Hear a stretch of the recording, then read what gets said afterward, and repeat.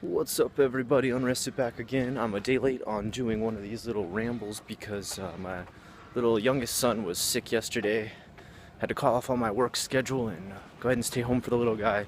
Some days you just got to do that. He's just got a little bit of a cough now. He's okay. Let's see here. Gotta wait for that train to pass. And now we can talk again. Okay. Oh wait, went down the wrong street. Gotta pay attention, Scott, when you're talking to the camera. Let's see, where were we last time with our rambles? I was getting into part 6, I believe. I think I finished part 5 before. Everyone had requested that I talk about meeting my wife for the first time, so I think near the end of this one, that's what we'll finally start to get into. Nearly 3 years in Japan at the end of this one, but we've got a lot to cover before we get to the end of that. I should say the end of the second year and into the third year. And a couple more crazy dates to cover, and a couple more bit of the teaching of ALT and how weird that can be sometimes. So I guess I'll just jump right in first with the ALT work. That's assistant language teacher work. You're an assistant to the English teacher at the school. My first couple of jobs were at a junior high school. That's usually the ages of I think they start at like 13 to 16. It's at least 3 years, and they're pretty much teenagers when they start. And 13 is usually considered a teenager, I think, almost internationally, if I'm correct. And that's what it is here in Japan. They start there, they start learning everything from more complex kanji. By that time, they've already learned something like 1,500 kanji or something, probably even more than that. Probably closer to 2,000 kanji already they've learned. And that's just like the base that you need to be able to read most stuff in Japan. At that point, they're probably learning all kinds of complicated kanji that maybe you and I will never learn unless we get really hardcore into our studies. I remember finding kids who knew like kanji for like private detective and stuff like that, and I was like, how the hell do you know that? And you're like way younger than me. And it's like, well, because they grew up in Japan, Scott, you freaking idiot. And so, anyway, let's get right into it. What is teaching at a junior high school in Japan like? Well, I've kind of covered this a little bit in other videos before, like, does teaching English suck? And my other video is something like, are Japanese students good or bad, or something like, how do they act, what's their behavior? And for the most part, I'd say it's a pretty pleasant experience. Sorry for my alliteration mix up there. It's a pretty pleasant experience. It's not so bad. And really, once again, it's one of those jobs, it's what you make it. If you go in there with a negative attitude, you're gonna have a negative time. Take it for what it is. I think one of the biggest mistakes a lot of teachers make is they go into that job expecting to be treated like an actual teacher on the same level with the other teachers in there. Like, all the kids will be like, "Hello, Scott Sensei. How are you today? What great English lesson will you teach me, master?" And no, you're not going to get that kind of respect. You're coming in there, you're kind of edutainment, right? You're bringing in the edutainment aspect, the kind of, wow, look, it's an actual person from that country, and I can look at him and talk to him. That's the exciting part. That's pretty much what you are. You're the uncaged zoo animal. No, I shouldn't say that. It's not that bad. You're a bit of a show, but you should make people pay for the show and enjoy the show. Don't take it in a negative way. See it for what it is and use it for what it is to make your life fun. So yeah, it's pretty fun there.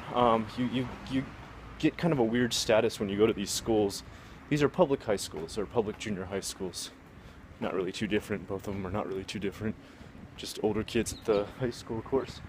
And when you get there, sometimes you'll get some strange requests. Some students will ask you to sign a lot of stuff, like you're some kind of movie star or rock star or something. And the first couple of times I had this happen, I was always like, well, wait, like, I'm just Scott. I'm just like an average looking dude. I'm not really that exciting to meet. But what I started to kind of realize was, it's not necessarily that they wanted your signature, like you were someone super special to them, because this was already happening like on the first day. What was exciting for them was the fact that they got to see you write your name really fast in cursive. Because you got to remember, if you've ever seen anybody write their name in kanji, a Japanese person write their name in some of the most beautiful kanji there is out there, really quickly with one of those suie pens that is like the black ink that you splatter across the page really quick, or just any kind of kanji. It doesn't necessarily have to be somebody's name, but when you see them write it and it's really beautiful, you're like, wow, it's like a work of art, right? Well, the same thing goes for when they watch someone sign something really quickly in cursive. It's the same kind of thing, these like quick strokes where they can't really read what you're writing, but they definitely know it's forming some sort of some sort of sentence or some sort of name or title or something. That's exciting to them. They want to see that kind of thing. It makes sense when you think of it that way, of a type of art like kanji that you don't often get to see in the States when done by another person here from the States. In Japan, in the form of cursive, it's almost like the same thing. So think of it that way. All right, let's see. So, what was my first day? What I want to kind of get into what my first touch of the experience of working ALT was like, because it's really different. It's really different from Eikaiwa. It's really different from international kindergarten. Eikaiwa is English conversation, for those who haven't watched the past video. So in the past, I've worked English conversation, which is just like you sit down at a cubicle, at a desk. Usually you might have a computer at most. You have a book. You study a book with an adult level student. Usually just talk one-on-one and go over like the most basic everyday lessons of things like shopping or using a taxi. And international kindergarten, you're teaching kids things like, basic shapes, colors, etc. The most basic building blocks of the English language, can't even say English. And then ALT is kind of this weird, so the government uses third-party companies usually, or sometimes the government themselves hires a teacher for a district or a ward. You are assigned to either one or two schools, sometimes more, sometimes a lot, in the district, depending on how tight of a budget they have. If they have a super tight budget, then they'll try to string one teacher out at multiple schools, and every school will barely remember you because you only show up there for like a couple hours. So that's the situation. They kind of hire you as a mercenary English teacher, and you go out there, and pretty much if you're at an elementary school, that's the lowest level you'd probably be in ALT for, you're going to be doing most of the teaching by yourself, and with little assistance from the teachers there, who almost no one can speak any English at all.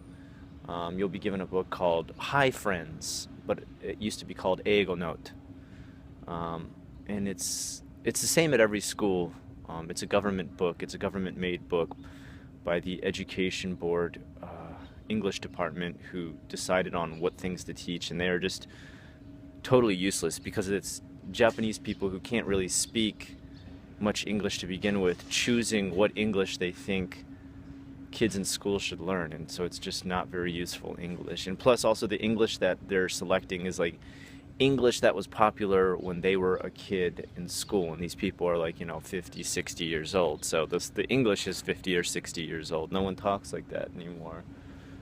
Even the language that they use for like technology in there, they're like, could you fax that to me? And you're just like, oh yeah, we don't do too many faxes anymore, or at least internationally we don't really fax too much. But maybe, I don't know, maybe you're off on a trip to North Korea or something like that, and you need to talk about faxes quite a bit. Japan does still use fax machines, surprisingly enough, and that's mostly just for the older population, but even Japan realizes that they're pretty old technology. Alright, so yeah, you get this book, Eigo Note, or Hi Friends. If you're in junior high school, it's a book called The Crown, which is surprisingly this weird mix of British English. Sometimes it's British English, and sometimes it's American English, which I'm fine with teaching either English. I'm not one of these people that's like, American English is the best English, or I'm not one of these people that's like, British English, although English did come from Britain. is like the origin of all English. Like some British people are like that. They're like refuse to teach anything but British English, which I can kind of understand. But from the American equivalent, I never understand that. I never understand Americans who are like, America English is the right English, or I speak American. You don't speak American. You speak English. Um, so. Uh, it's a really weird book, The Crown. Like I said, it keeps going back and forth. Like sometimes you'll see color spelled with a U, and sometimes color spelled with just O's. Sometimes just words change randomly on how they're spelled. Which, I mean, it's cool, but you need consistency when you're teaching kids or they get confused. Like it's cool if like later when they're adults, you explain to them that there's variations due to the origin of the word. But trying to explain that to them in a language that they can barely speak to begin with is nearly impossible. It's like if I just started studying Japanese, and when I started studying, instead of starting first with simple phrases like "Kore wa nan desu ka?" you tried to start teaching me Kansai Ben and Kanto Ben and what the differences were. I mean, I would just be like, what do you mean? I didn't even know there's different dialects, right? So it's totally stupid. Um, on top of that, you're just given a bunch of cards connected to the book. And these cards are just repetitive word cards, like literally just cards with words on them. And the kids are just bored. They're just bored of these like super fast. You know, you can try and make up a few games and stuff. Like you're given one where it's like different names of buildings and stuff like that. Like you've got hospital, library, and things like that. And instead of just making them memorize those, I used to do kind of like an RPG type map game on the board where like they could roll dice to move around this map and like say the location that they're at, and they would say the location by saying like, next to me is the hospital, you know, or to my right is the hospital, to the left is the library, in front of me is the flower shop, things like that, instead of, wow, that lady's got a really annoying dog. Must it bark nonstop? Really angry. Anyway, the dog's angry. I'm not angry. I'm okay. Don't worry about it. So you've got that. You've got these boring lessons. They do nothing to really help you out with making them more exciting. They've got, it's kind of weird. They've got this recently with Hi Friends. They've started to use these electronic boards, which are pretty cool. They're like giant blackboards that project the book onto the board and then make the book interactive, so you can press buttons and stuff and move things around. And that's pretty cool, but here's the problems you run into. Either number one, you run into a school that is so technologically behind the times, like so many old teachers there that no one even understands how to plug the damn thing in, let alone use it. So you don't get to use it, or you run into a school whose budget is so low that they just can't buy one of those to begin with. So while some schools will have this great experience with this interactive on-screen board and book, you've got other kids who just got like a set of like dusty old cards. So it's really inconsistent across the board. It's just poorly maintained. And the other thing that really sucks too is every year when members of the education board are switched out, so are the policies of how they teach English. So for a while I was really surprised. I thought, wow, Japan's finally going to learn English. They made a rule. They said every single Japanese person who teaches English, who's an English teacher in Japan, needs to be teaching their entire class totally in English by 2011, I believe it was. This is a long time ago, obviously now. It's 4 years ago. And I was like, wow, by 2011, they're all going to have to only speak English in the classroom. I'm not really sure how that's going to be done because most of them can barely speak English. I'm talking even the English teachers can barely speak English, like minimal sentences. And so I was really surprised. I was like, wow, I wonder how this is going to work. Like, how are they going to do this? Well, it just never happened. It just never ever came to fruition. It was just kind of like a dream.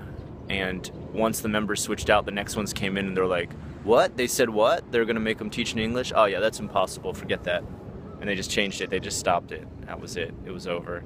So you're just kind of like, what's the point, man? What's the point? Like, why even make these different new rules if they suddenly disappear when all the members change out? So it's a very flawed system. I shouldn't complain too much though, because it always keeps jobs around for me. So for chance I would ever lose all my artwork commissions, or for some reason the market really dried up on artwork, or I didn't have like private teaching gigs or something like that, and I wanted to go back to ALT, it'll always be there because, let's be honest, between you and me, Japan will never learn English unless things radically change in the classroom. Japan will never ever speak English. I don't ever see that happening.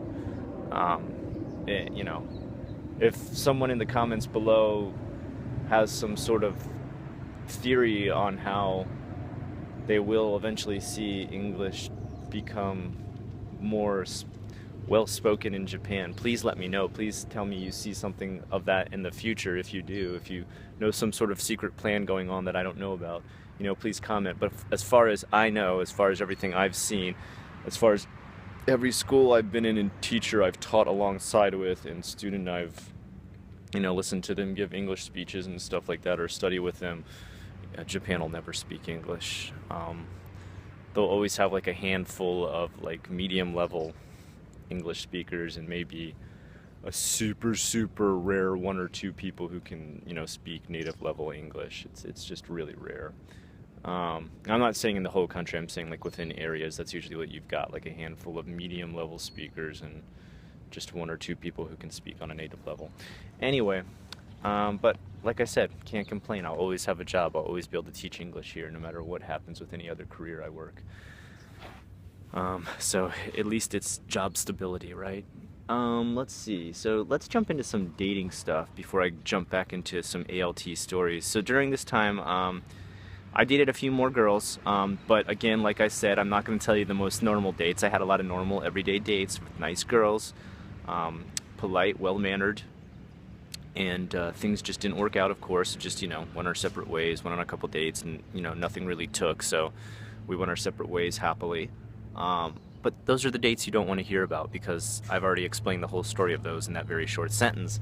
Again, you guys want to hear the crazy dates. You guys are always hungry for those crazy crazies. Now again, I want to go ahead and give a warning before I start these stories. There are crazy men and there are crazy women. I'm not saying women are crazy, I'm just saying these women that I dated are crazy. Please understand. Okay, so let's see, let's get into crazy number one. Crazy number one, I remember I dated this one girl, and I remember she eventually got the title, like after a couple dates. My friends knew her too, because so what had happened was I had met her one time while we had gone on a karaoke box trip with a couple of friends. It was a friend from my old job that had gone bankrupt, and two of her Japanese friends she brought along, and another one of my Gaijin friends. And she was kind of like a sister to us, so we, of course, you know, neither one of us was trying to date her, but we were kind of interested in her two friends, both of us. And it kind of turned into like a double date with a fifth wheel, I guess you would say. Our friend became the fifth wheel, but no, it was comfortable. She was cool. And we each were, I guess, relatively interested in each girl that had come. So we just started to talk them up and be like, hey, you know, what's up? Like, do you want to hang out another time after this and go on a date? And so my friend, he went on a date with the other girl, and things didn't really work out. I think he said they just went to go eat, and it was one of those dates I talked about where I said, you know, things were polite. The conversation was okay, but nothing really sparked from it. And then he asked me how mine went. Mine was weird. It eventually made the girl that I went out with get this title. This sounds mean, I did not make this title up, but she was called the Let's Have a Baby girl. And she got this title because from the first date, one thing I guess I always start up as a conversation when I start on a date is like, you know, what do you do for work? What's your hobbies? Like, what kind of stuff are you into? And I always ask, I don't know, I like to really ask this, like, what's your future dreams? What's your goals in life? Like, what do you see yourself doing in the future and stuff? I mean, I guess, what is it, kind of like an interview every time I go on a date? Maybe that's the way it is, but whatever. That's what I like to talk about, that stuff, because it's stuff I'm always thinking about too. I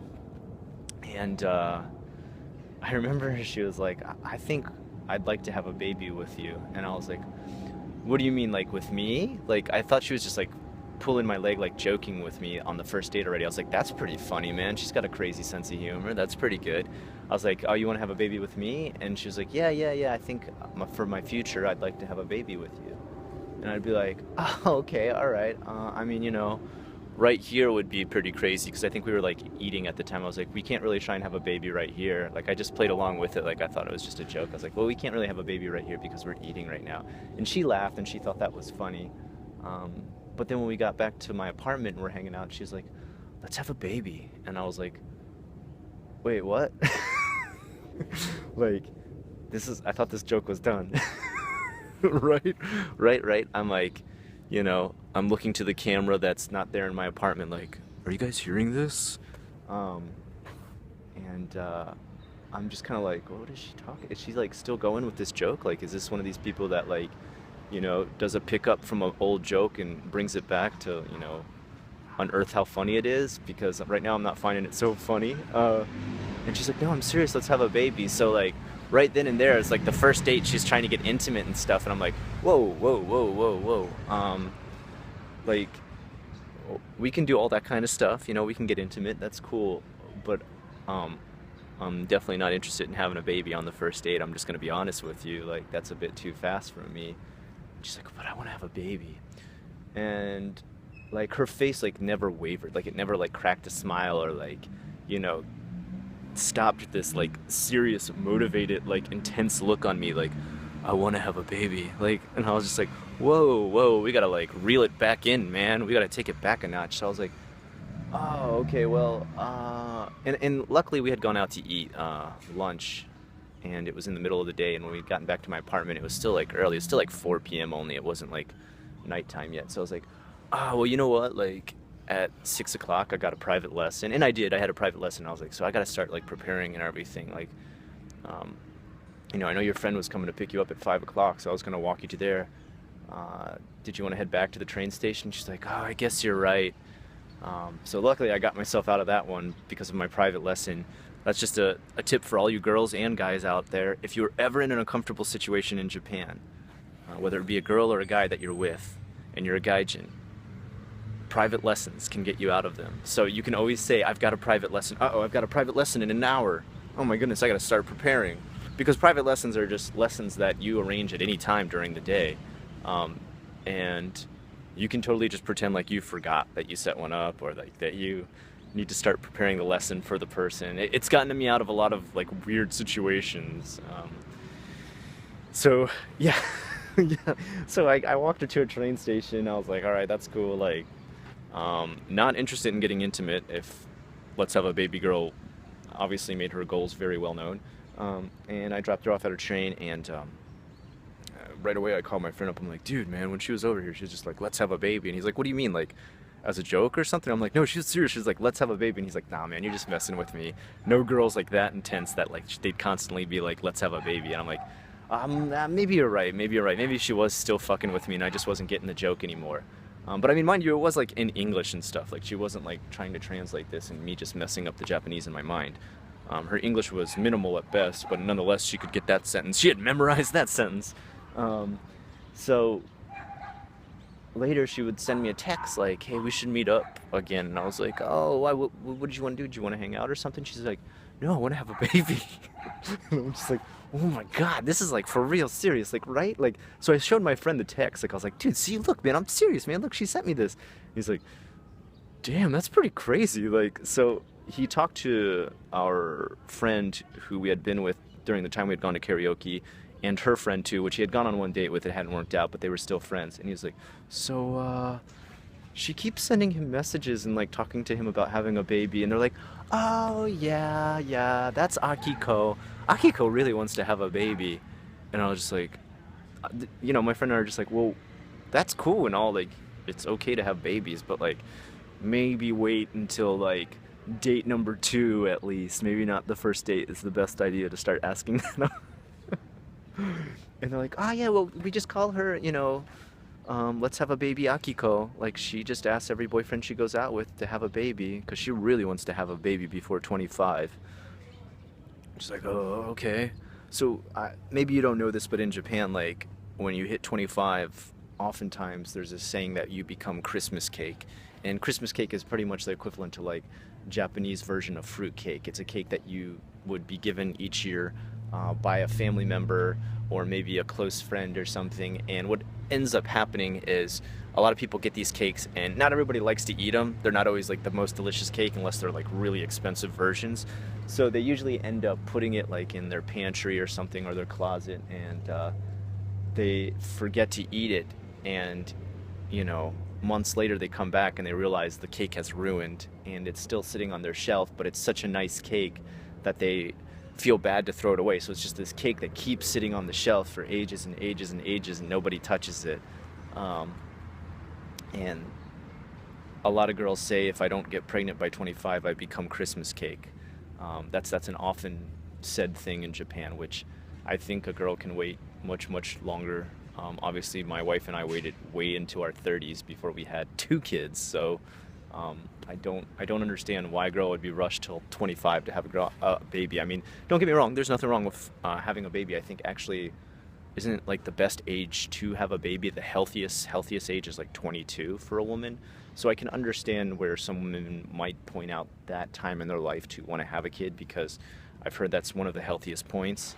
But that doesn't necessarily mean you need to rush it in this modern age, right? I mean, we're not medieval people who like get married at 13 and die at 40. So yeah, that was Let's Have a Baby Girl. Wow, that was an interesting story. I had another date I went on. This, how do I describe this girl? Nice girl. She's nice. I think she had a good heart, but there was something, maybe a few screws loose in her head. She, so this was really weird. Before I got to Japan, like my first week, I didn't have a cell phone yet. I didn't have a cell phone until like my third week, because you have to go through a lot of work. Because first you got to get your gaijin card. Then after you get your gaijin card, you have to establish a bank account. And then after you establish a bank account, you have to bring your bank account card and your gaijin card to a phone place to prove that you're staying in Japan long enough and have a bank account so that they can secure a phone contract with you. So it took me a while to do that. So before I could do that, hold on, let me just put my hand in my pocket, it's getting kind of cold. Before I could do that, people told us about this thing called the Osaka International Board. And the Osaka International Board is a board in Tanimachi 9-chome. You can go there and post that you are a new gaijin in Japan, just looking to meet up with Japanese people who want to do language exchange. And oftentimes what you will find is language exchange eventually turns into dating. And some people will just outright ask you, like, you know, we can do language exchange, but how about a date instead? And you're just like, oh, okay, I guess that's cool. So that's what this one girl did. She contacted me via this, and the way you do it is like, it's like literally an old school message board, like a literal cork board. You put your information up on a cork board in this place. The way they make sure you don't write anything crazy is they literally give you these official pieces of paper where you can put the message up on the board. You fill it out, you write it in English, because they expect most people who are doing this actually can't speak any Japanese. It's used only for gaijin to do, and then Japanese people can come in and take a look at the board. So I put my name up there. They approved the message, they put it up, and I didn't put anything crazy. I wasn't like looking for a date or anything like that. I was just like, hey, you know, I'm just looking for a girl to hang out with and do language exchange, you know. If we end up going on a date, that's cool too. And so I did that, and I got a reply. And the way they do the reply is they let you know when you come back. You got to keep coming back and checking in that someone's written a reply back to you, and they give you the message. So like I said, it's like literally an old school, archaic message board. Well, something kind of strange happens when you use these boards. The people you end up meeting are like people who are ages behind in technology, people who don't use computers, and that's the kind of girl I met. So she was nice, and I mean, and she was a nice looking girl. Like physically she was attractive, and even the way she carried herself was attractive. But the clothes she wore were like an old woman's clothes. Like, it looked like a young woman had gone to like a thrift store and bought a bunch of old women's clothes, and not in the way that's like, you know, hipster or trendy or anything like that, but in a way where it's just like, why are you dressing up in your grandmother's clothes? Like they fit kind of like frumpy and stuff like that. It was a bit weird. But anyway, you know, I'm not going to judge a girl just on the clothes she wears. I want to give her a chance. So I went on the date with her. She was nice enough. But right away when we got there, she got into the language exchange aspect of it, and I was like, that's cool, you know, that's what I signed up for, so I'm not gonna like be like whatever, you know. So she brought out this sheet of paper, and she's like, so, you know, I want to tell you a little bit about myself. I'm a songwriter. And I'm like, oh, that's cool. She's all into music and stuff. And she's like, and here's a song I'm writing. And it was a song with these lyrics about like saving children around the world, like saving children in like Africa, and like starving children in Africa, and like I think mostly just starving children in Africa. I don't think she named any other places in the world. I think like Afghanistan and stuff like that too. She was like, let's go save these children of the world. Like that's how the song went. I'm like I'm serious. I'm not like making up. Like it wasn't like this super well written song. And it was written in English. And she was like, can you help correct me on some of my stuff that I wrote here and stuff? And I was like, oh yeah, sure, man. I'll help you correct this song. And so I just fixed some of the grammar on it. It wasn't really too poorly written, but then one thing I thought was really weird was it was like written to the notes of a Swanee River. And if you don't know the song Swanee River, just go Google it real quick. I mean, it's a pretty famous folk song from America.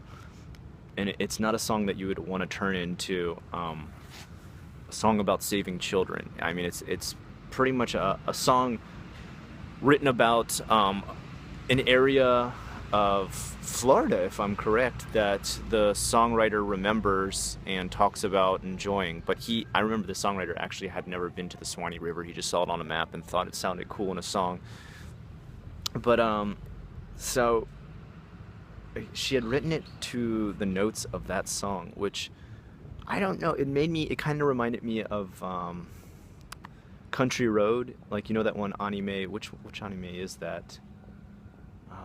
That's not the one where she's a witch. It's one of the Ghibli films where they write their song to the notes of Country Road, Take Me Home and stuff. She had kind of tried to do the same thing, but instead of like it being this happy song, it was about like children are starving around the world and what can we do to help them? So many kids in pain and stuff. And I was just like, what? Like, what's going on, man? What's this song? And so then she started to tell me more about like, she's like, yeah, I used to be an accountant at my mom and dad's hospital, but I quit my job to become a full-time songwriter.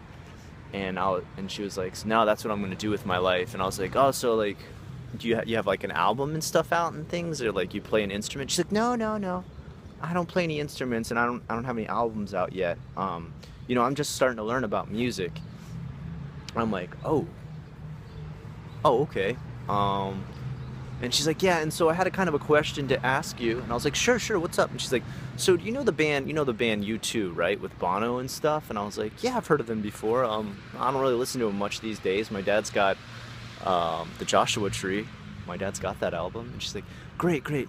So could you call them and see if they could like get me on their label, their album label? And I was like, what do you mean, like I call Bono and get you on their album label? And she's like, yeah, could you just do that? And I was like, what are you messing with me again? Like, is this another joke? Like, again, I'm on a date where I'm like, is this person like pulling my leg, or do they really think like I can do something like this? And sure enough, she must have thought I could do, because then I was like, I don't really have connections to anybody in a music business at all. Like, I don't know anything really about that.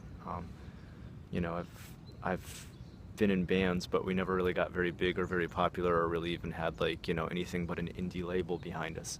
And I was like, maybe you just want to look for an indie label first. And she's like, oh, okay. So I kind of tried to explain to her what an indie label was. She had like no idea how anything in the music world worked. I mean, I don't really either. I'm not really that deep into the music industry, but I guess I had a little more of a clue than her that you couldn't just call up Bono and get on their band's same label. Yeah, I guess I'm pretty educated in that aspect. Then like she brought me back to her house, and she showed me some songs she was trying to make up on a keyboard that was like just barely her learning the keyboard, like learning how to play the song Chopsticks or something like that. And she asked me if I wanted to eat what do you call it? She wanted to give me some jelly to eat, and the jelly was organic jelly. And she said that like I should eat organic jelly every day, because her goal in life is to be the longest living woman in the world, and that only by eating organic jelly she could do this. Like now, like even as I'm telling this story, I'm like, how did I just sit there and be like, oh, okay, sure, whatever. I guess, I don't know, I'm one of those people that can just like sit there and like listen to people talk totally fucking crazy and not freak out, not be like, what the fuck are you talking about? Like, I'll just be like, ah, yeah, yeah, yeah, yeah, yeah, eating the organic jelly, living forever, cool, cool. Why did I go on this date? I guess I was just kind of like, it's kind of one of those situations where you're like, okay, something's not right here. And if I start freaking out, I'm gonna make it more not right. So there's no point in doing that. Not in smile, Scott, not in smile. So that's what I did. Um, so yeah, she told me about how her goal in life was to be the longest living woman, that she eats organic jelly every day, that she quit her job to become a full-time musician who couldn't play any instruments and didn't have any songs and wasn't on a label, but you know, full-time musician.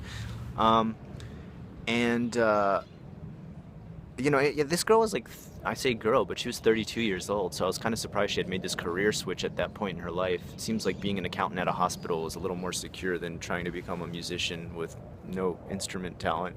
Um, so her parents came home and they're like, "Oh, hey, thanks for hanging out with our daughter all day." And like they were like super stoked I was there. They're like, "Hey, thanks so much, man. Like this is so great that you did this. Like, can we drive you back to your house and take you home?" And like I was like, "Well, I can just walk back to the train station." They're like, "No, let us take you back." So they took me in their car and they like she lived really far away. I remember when we took the train, I was like, damn, where the hell is this place at? But her house was like really big and pretty damn nice. Like I was really surprised. It's like really old school Japanese style, but really well kept. Like one of those houses so big in Japan that it actually has like a yard, which is big. That's big for Japan if it has a yard. And like all the trees in the yard are like perfectly trimmed and cut awesome. And her parents came home and they're just like, yeah, like let's drive you home. Thanks for hanging out with her all day. And I guess the good thing was I didn't have to give her my cell phone number or my cell phone email. She knew I didn't have one because I'd used the message board. And so we never really talked again. I kind of always wonder whatever happened with her. And that was a weird, man, that was a weird situation. That was a weird one. Oh, and God, I forgot to tell you this part. I'm glad I just remembered this now before I end it. The last thing she said to me before I left the car was, thank you so much for helping me with this song. Like I said, she's very nice. And she said, but there's one thing I want you to promise me. And I was like, okay, tell me what it is. She said, when our song goes platinum, because now it'd become our song. I'd helped her write it, so now it was partly mine. When our song goes platinum, she knew what platinum was. That's true. I guess she didn't say platinum. She said like when our song makes millions of dollars. When our songs makes like millions and millions of dollars, promise me you'll give all your money to the children. And I said, yeah, of course, man. Of course I'll give it all to the children, man. I'm not going to keep it for myself. That'd be fucked up, right? That'd be fucked up if I keep all that money up. Definitely give it to the children. So the song, like even if she had become a successful musician who had made millions of dollars, which she may be at this point, I don't know. I haven't seen her in the news in Japan, so maybe not. She was gonna give all the millions that she made when she went platinum to the kids, man. I mean, I don't know what kids those were. They might be like the same kids that Wu-Tang Clan makes their music for. So I don't know if that's what it is. But we're gonna give all the money to the kids. So I mean, and here I'm talking shit. I'm here talking shit on this video, and this girl just wants to give all the money that she makes from her $1 million platinum song to the kids. I'm kind of an asshole.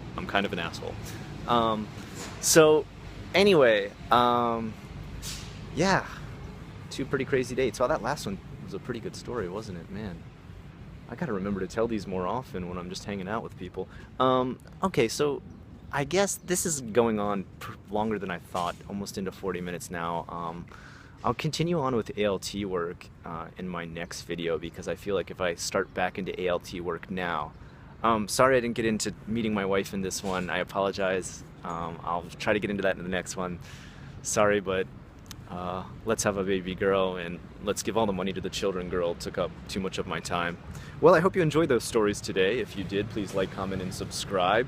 Until next time, I will continue on with this rambles and what is now being known as the history of Unrested. Have a good one.